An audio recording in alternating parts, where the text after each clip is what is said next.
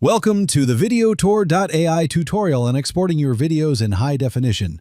Whether you're uploading to MLS, Instagram, or YouTube, we'll show you how to get sharper, high-quality videos with the right settings.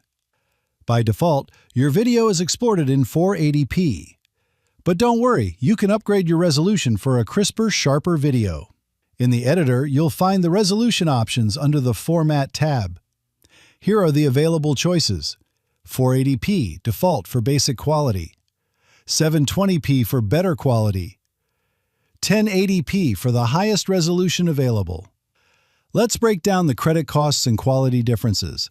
The free AI animations added by default are limited to 720p.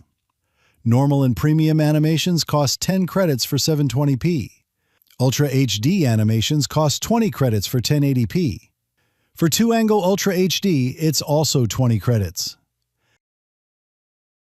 You can change the resolution anytime by going to the Format tab during editing. This is where you select your desired resolution before exporting. Changing format and exporting is unlimited and doesn't cost any credits. Keep in mind, to get the sharpest video output, it's better to upload high-quality images and to generate your AI animation in 1080p. The better your input images, the better the final video will look, especially in higher resolutions.